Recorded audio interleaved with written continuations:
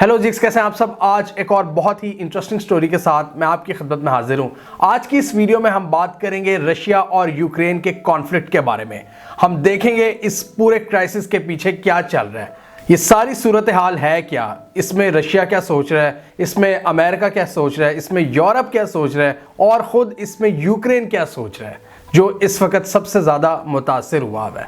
हम देखेंगे कि ये सारी क्राइसिस की सूरत हाल किसी बड़ी जंग का पेश खैमा साबित हो सकती है या नहीं। इस पूरी वीडियो को सुनने के बाद आपको यूरोप की जो पूरी जियोपॉलिटिक्स है उसको समझने में बहुत आसानी होगी और इंशाल्लाह यूरोप के हवाले से बहुत कुछ नया जानने को मिलेगा इस वीडियो में।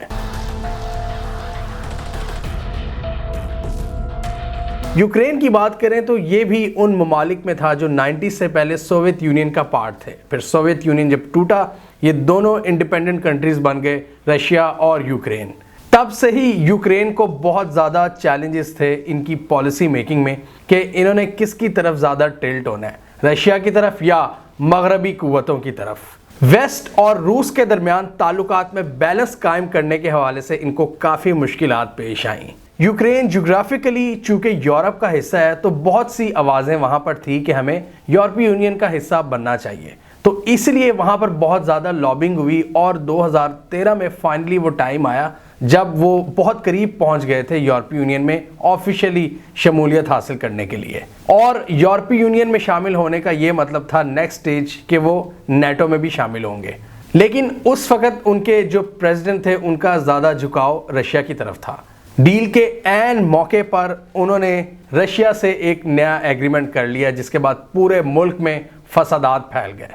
उन मैसिव प्रोटेस्ट के नतीजे में इनको अपने ओहदे से हाथ भी धोना पड़े। नए आने वाले प्रेसिडेंट ने यूरोप के साथ इकोनॉमिक डील्स तो साइन कर ली, लेकिन जो मौजूदा प्रेसिडेंट है व्लादिमीर ज़ेलेंस्की, जिनका काफ़ी एक कूल इमेज है, इन्होंने प्रॉपर यूरोपीय यूनियन के साथ जाने की सारी राह हमवार कायम कर ली है। अपने कानून में इस हवाले से कुछ ज़रूरी तरमीम भी कर ली हैं और ये भी डिसाइड कर लिया कि ये नेटो का पार्ट बन जाएंगे एक दिन। नेटो हम सबको पता है एक बहुत पावरफुल अलायंस है इन मगरबी ताकतों का, जिसमें यूरोप के जो हैवी वेट्स हैं जर्मनी, फ्रांस, इंग्लैंड और इसके अलावा यूएस भी शामिल है। ये कुछ ममालिक हैं जिनकी वहाँ पर चलती है, इसलिए हम देखते हैं कि यूएस की जहाँ पर भी मर्जी होती है वो नेटो फोर्सेस को डिप्लॉय कर देते हैं। उन्होंने इकोनॉमिक डील तो कर ली ईयू के साथ, वहाँ तक तो बात ठीक थी, लेकिन जैसे ही उन्होंने नेटो ज्वाइन करने की बात की, रशिया वहाँ पर हो गया डिस्टर्ब। रशिया को यूक्रेन से प्रॉब्लम तब होती है जब यूक्रेन मगरबी ताकतों के साथ एक मिलिट्री अलायंस की बात करता है। 2014 में यूक्रेन में जो मैसिव प्रोटेस्ट हुए थे जिन्होंने प्रो रशियन प्रेसिडेंट को निकाल दिया था सिस्टम से, रशिया का ये ख्याल था कि इसके पीछे है अमेरिका, लिहाजा रशिया ने भी वहाँ पर अपनी चाल चलने का फैसला किया। रूस ने यूक्रेन के बहुत से पार्ट्स जो कि ईस्ट और साउथ में थे वहाँ पर मिलिट्री इन्वेजन कर डाली। रशिया ने मिलिट्री इंटरवेंशन के थ्रू यूक्रेन का जो सदर्न इलाका था क्राइमिया, वहाँ पर कब्जा कर लिया और दुनिया को शो की अपनी ताकत कि अगर आप हमारे बैकयार्ड में प्रॉक्सी एलिमेंट्स को सपोर्ट करोगे तो हमारे पास भी पावर है कि ऑन ग्राउंड हम स्टेटस को चेंज कर सकते हैं मिलिट्री पावर के थ्रू। क्राइमिया की जो मेजॉरिटी पॉपुलेशन थी वो रशियन स्पीकिंग थी। वहाँ पर एक रेफरेंडम भी हो गया जहाँ पर इन लोगों ने फैसला किया कि हम रशिया का हिस्सा बनना चाहेंगे और फिर रशिया ने पूरे क्राइमिया को ही एनेक्स कर लिया। इसके अलावा ईस्टर्न यूक्रेन के भी कुछ इलाके थे जो रशिया के साथ लगते थे और वहाँ पर भी जो मेजॉरिटी पॉपुलेशन थी वो रशियन स्पीकिंग थी। वहाँ पर भी रशिया ने मिलिट्री पावर के थ्रू बफर जोन्स कायम कर लिए और वहाँ पर बहुत सी जो रशियन स्पीकिंग पॉपुलेशन थी उन्होंने यूक्रेन की आर्मी और गवर्नमेंट के साथ जंग शुरू कर दी। और जाहिर सी बात है पूरी दुनिया ने इल्ज़ाम लगाया कि इन प्रॉक्सी एलिमेंट्स को रशिया सपोर्ट कर रहा है और रशिया ने इन सारी रिपोर्ट्स को डिनाई किया। रशिया ने कहा नहीं, ये इनकी अपनी मर्जी है, ये इनकी अपनी लड़ाई है और वो लड़ाई आज तक जारी है जिसमें 14,000 लोग मारे जा चुके हैं और 1.5 मिलियन से ज़्यादा लोग बेघर यानी डिस्प्लेस हो चुके हैं। ये इलाके थे लुहांस्क और डोनेस्क, जहां पर प्रो रशियन फोर्सेस ने यूक्रेन फोर्सेस को पीछे धकेलकर अपनी हुकूमत कायम कर ली और इन इलाकों को मिलाकर अपनी एक नई रियासत भी कायम कर ली जिसको डोंबस कहते हैं। तो ये आप मैप से अंदाजा लगा सकते हैं कि किस तरह रशिया ने मिलिट्री पावर को यूज करते हुए यहाँ पर बफर जोन्स कायम कर लिए और उसने यूक्रेन के ईस्ट में और उसके साउथ में बहुत से इलाकों को बाय फोर्स हासिल किया और कुछ इलाकों को प्रॉक्सी एलिमेंट्स के थ्रू हासिल किया। रशिया ने यह साबित किया और वेस्टर्न पावर्स को एक सख्त पैगाम दिया कि अगर तुम हमारे बैकयार्ड में छेड़खानी करोगे तो हम भी बहुत सी चीज़ों को चेंज करने की एबिलिटी रखते हैं। अब जबकि यूक्रेन के मौजूदा प्रेसिडेंट के बड़े ज़बरदस्त ताल्लुकात हैं वेस्टर्न ममालिक के साथ और वो यूक्रेन की नेटो में भी शमूलियत की राह हमवार कर चुके हैं, ये चीज़ रशिया के लिए अनएक्सेप्टेबल है। क्यों? अब हम उस चीज़ को डिस्कस करेंगे कि क्यों रशिया इतना ज़्यादा इंटिमिडेट होता है जब यूक्रेन नेटो में जाने की बात करता है। रशिया के लिए ये एक बहुत बड़ा नेशनल सिक्योरिटी थ्रेट है जिसको रशिया रेड लाइन भी कहता है कि इस रेड लाइन को क्रॉस मत करना, नहीं तो फिर ये ऐलान जंग होगा। क्यों है ये रशिया के लिए रेड लाइन, इसको अब हम समझते हैं। तो बात यह है कि रशिया अपने वेस्टर्न बॉर्डर से आगे किसी किस्म की नेटो एक्टिविटी को कबूल नहीं करेगा। यूक्रेन की नेटो में शमूलियत का मतलब ये होगा कि अमेरिकन मिसाइल्स मॉस्को को 5 मिनट में निशाना बना सकते हैं और रशिया अपने नेबरहुड में भी होस्टाइल एलिमेंट्स की प्रेजेंस को बर्दाश्त कभी नहीं करता। ये हमने 1-2 वीडियोस में रशिया की इस फिलॉसफी को एक्सप्लेन किया हुआ है कि रशिया की जो नेशनल सिक्योरिटी पॉलिसी है वो काफ़ी हद तक इस दिफा पर मबनी है। हमने इस वीडियो में डिस्कस किया था कि जो सारी सेंट्रल एशियन स्टेट्स हैं जो रशिया के साउथ में है, रशिया वहाँ पर भी नहीं चाहता कि किसी किस्म का कोई थ्रेट हो, नेटो का थ्रेट हो या कोई भी दहशतगर्दी का थ्रेट हो, इसीलिए वो उनको सपोर्ट करता है मिलिटरीली और वहाँ पर उसने इत्तेहाद बनाए हुए, मिलिट्री इत्तेहाद बनाए हुए इन ममालिक के साथ। इसी तरह अब बात करते हैं रशिया के वेस्ट की, या वेस्ट में ऑब्वियसली सारा यूरोप ही है। तो वेस्ट में आप देख सकते हैं कि कौन कौन से ममालिक हैं जिनके साथ रशिया का बॉर्डर लगता है। अब आप देख लें यहाँ पर एक तो बाल्टिक स्टेट्स हैं जो कि बाल्टिक सी के साथ हैं, एस्टोनिया, लैटविया, लिथुआनिया, इनके साथ भी इनके ताल्लुकात को खास अच्छे नहीं है। बेलारूस के साथ इनके ताल्लुकात बड़े ज़बरदस्त हैं और नीचे आ जाता है फिर यूक्रेन। यहाँ से आपको इस पूरी गेम की समझ लग जाती है।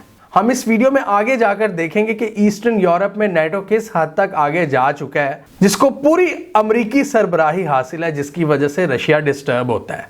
तो रशिया अपने वेस्टर्न बॉर्डर्स पर जो ये ईस्टर्न यूरोप के ममालिक हैं वहाँ पर किसी किस्म का कोई थ्रेट अपने लिए नहीं देखना चाहता।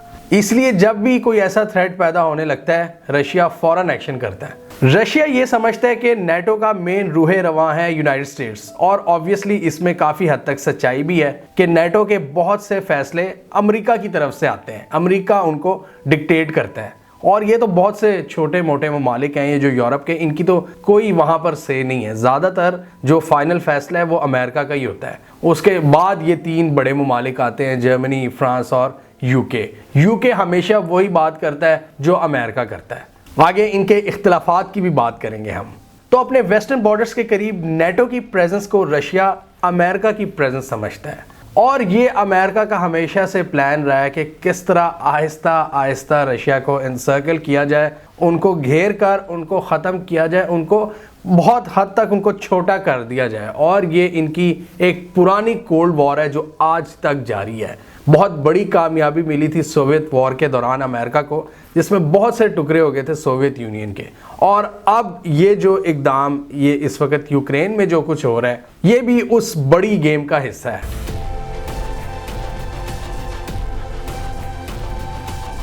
और 2014 में यूक्रेन के जो बहुत से पार्ट्स पर कब्जा कर लिया था रशिया ने, उसका मकसद यही था कि बफर जोन्स कायम कर लिए जाएं, यानी थ्रेट्स को अपने बॉर्डर से बहुत दूर पीछे धकेल दिया जाए। और इसी वजह से इस वक्त रशिया के वेस्टर्न बॉर्डर्स पर ट्रूप्स की बात करें तो 1 लाख से ज़्यादा फौजी रशिया ने बिठाए हुए पूरे वेस्टर्न बॉर्डर पर, जो कि ऊपर से ये बाल्टिक स्टेट्स को भी कवर कर रहे हैं। इसके अलावा बेलारूस के बॉर्डर पर भी हैं, यूक्रेन के बहुत से हिस्सों में हैं और क्राइमिया पर। यूएस इंटेलिजेंस के मुताबिक रशिया एक बड़ा फॉल्स फ्लैग ऑपरेशन भी कर सकता है, यानी कि यूक्रेन के कुछ हिस्सों में जो रशिया के सपोर्टर्स बैठे हैं उन पर अटैक्स करवा सकता है और एक बड़े हमले के लिए राह हमवार कर सकता है। आपको याद होगा हमने भारत पर अक्सर इल्ज़ाम लगाया हुआ है कि भारत एक फॉल्स फ्लैग ऑपरेशन करवाकर उसका बहाना बनाकर पाकिस्तान पर चढ़ाई कर सकता है। इसी किस्म का इल्ज़ाम यूएस की इंटेलिजेंस ने लगाया रशिया पर।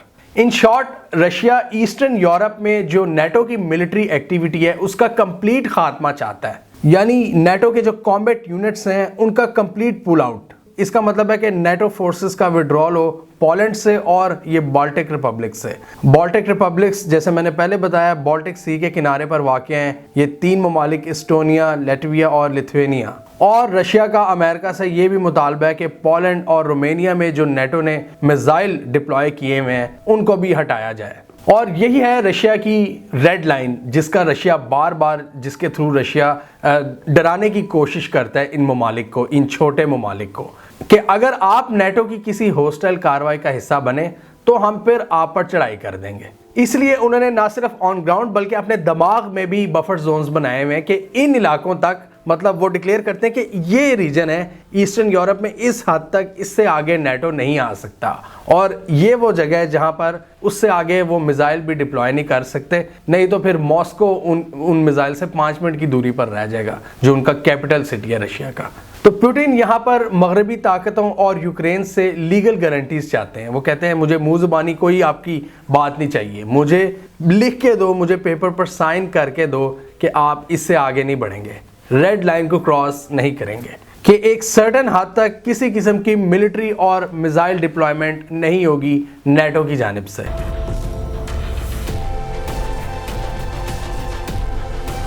तो आप देखिए यूनाइटेड स्टेट्स की एक बहुत ही क्लेवर पॉलिसी है कि किस तरह वो आहिस्ता आहिस्ता इनको एनसर्कल कर रहे हैं। पहले इन्होंने 90s में इनको तोड़ दिया और अब इनके आहिस्ता आहिस्ता करीब बढ़ रहे हैं और ये इनकी गो स्लो पॉलिसी है। इसमें कोई जल्दी नहीं है, इसमें प्रेसिडेंट आते हैं, प्रेसिडेंट जाते हैं, 50 साल 60 साल गुजर जाते हैं, लेकिन रशिया को कंटेन करने की जो स्ट्रेटजी है वो आज भी नज़र आ रही है अमेरिका की तरफ से।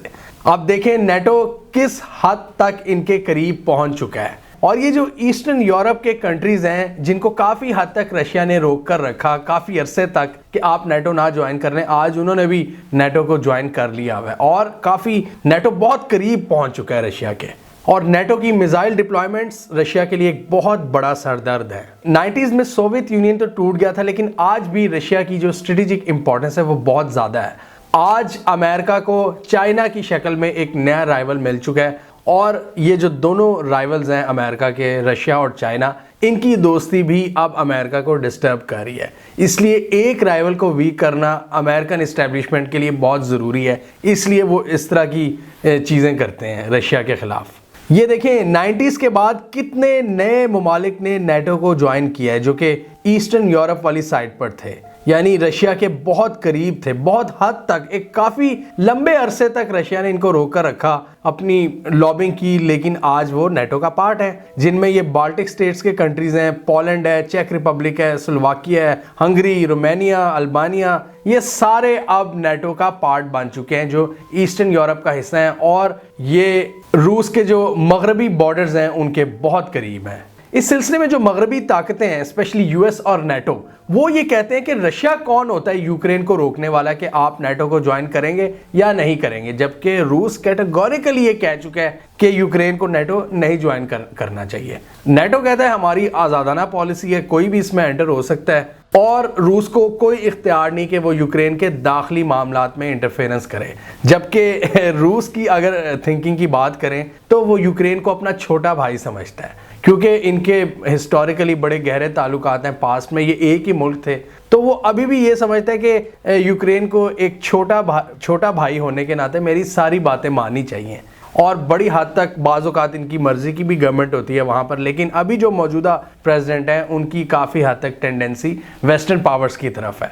अमेरिका से वो ज़्यादा अच्छे ताल्लुकात रखना चाहते हैं, नेटो में शमूलियत इख्तियार करना चाहते हैं, यूरोपीय यूनियन का पार्ट बनना चाहते हैं, लेकिन यूरोपीय यूनियन का पार्ट बनने के लिए भी उनके मुल्क को अभी बहुत कुछ करना है, उसके लिए भी बड़ी शराइत होती हैं। उसके लिए आपको ह्यूमन राइट्स इंडेक्स, आपका डेमोक्रेसी इंडेक्स, आपका करप्शन का इंडेक्स, तो वो चीज़ें अभी यूक्रेन की इतनी बेहतर नहीं है। इसलिए अभी यूरोपीय यूनियन भी यूक्रेन को फौरी शामिल नहीं कर सकता। यूक्रेन को अभी बहुत सा काम करना है, लेकिन ये अपनी मर्जी, जो अपनी इंटेंट है वो शो करा चुके हैं कि हम मगरबी ताकतों के साथ अपनी जो दोस्ती है उसको मजबूत करना चाहते हैं। रशिया कहता है यार ये क्या बात है, तुम तो मेरे दोस्त थे, मेरे छोटे भाई थे, तुम्हें ज़्यादा मेरी बात माननी चाहिए। रूस ये चाहता है कि यूक्रेन ज़्यादा मेरी बातें माने, बेलारूस की तरह।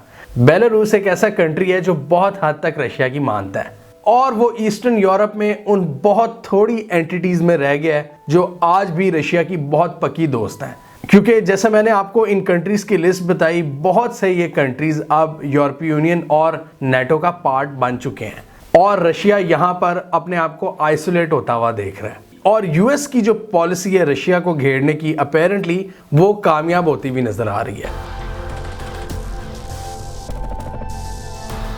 इसीलिए एक्सपर्ट्स को डर है कि यहाँ पर रूस अपने मफादात के तहफ़्फ़ुज़ के लिए यूक्रेन पर किसी वक्त चढ़ाई कर सकता है, जैसा कि उसने 2014 में किया था और डेफिनेटली ये फ्यूचर में भी हो सकता है। अमेरिका रशिया के इस थ्रेट को काउंटर करने के लिए उनको डराता है सैंक्शंस के जरिए। अमेरिका कहता है हम तुम पर ऐसी सैंक्शंस लगाएंगे, अगर तुमने अब मिलिट्री इंटरवेंशन का सोचा तो ऐसी सैंक्शंस लगाएंगे कि तुम याद रखोगे। एक टर्म यूज की गई, सैंक्शंस फ्रॉम हेल, यानी कि तुम पर ज़मीन तंग कर देंगे, पूरी दुनिया पर पाबंदी लगा देंगे कि रूस से वो तिजारत ना करें। जो इनके प्रेसिडेंट हैं पुतिन, उन पर स्पेशल किस्म की पाबंदियां लगा देंगे, स्पेसिफिक, कि वो किसी मुल्क में एंटर ना हो सकें। इसके अलावा हम पूरे यूरोप को रोक देंगे कि वो आपसे जो एनर्जी की ज़रूरियात पूरी करते हैं वो पूरी ना करें। इस वक्त यूरोप तकरीबन 40% से ज़ायद अपनी एनर्जी की ज़रूरियात रशिया से पूरी करता है। इसके अलावा रशिया के पूरे बैंकिंग सिस्टम को चोक करने की भी धमकी दी है। एक स्विफ्ट पेमेंट सिस्टम है जो बैंक टू बैंक पेमेंट्स को यकीनी बनाता है। अगर स्विफ्ट पेमेंट सिस्टम के हवाले से पाबंदी लग जाती है रशियन बैंकिंग सिस्टम पर तो ये एक बहुत बड़ा नुकसान होगा रशिया का। बहरहाल अभी इस तरह की पाबंदियां ज़ेरे गौर हैं जो अमेरिका अभी डरा रहा है। अभी रीसेंट डेवलपमेंट्स की बात करें तो पेंटागन ने तकरीबन 8,500 यूएस ट्रूप्स को स्टैंड बाय पर रख दिया है और किसी भी वक्त उनकी नेटो के तहत ईस्टर्न यूरोप में डिप्लॉयमेंट हो सकती है। इसके अलावा खुद जो नेटो है वो ईस्टर्न यूरोप में शिप्स और फाइटर जेट्स भेज रहे हैं ताकि रशिया की जो मुमकिना एग्रेशन है उसको काउंटर किया जा सके। नेटो के ऑफिशियल बयान के मुताबिक उन्होंने अपनी जो प्रेजेंस है, जो ईस्टर्न पार्ट का उनका अलायंस है यूरोप में, वहां पर बढ़ा दी है। ये बाल्टिक स्टेट्स का उन्होंने जिक्र किया और इसके अलावा पोलैंड में भी इन्होंने अपनी मिलिट्री एक्टिविटी को बढ़ा दी है। याद रहे कि 2014 से पहले ईस्टर्न यूरोप में नेटो की किसी भी किस्म की कोई डिप्लॉयमेंट नहीं थी, लेकिन जब रशिया ने इंटरवेंशन की यूक्रेन में तब से नेटो भी आकर बैठा हुआ है ईस्टर्न यूरोप में, जो कि वेस्टर्न रशिया के साथ है।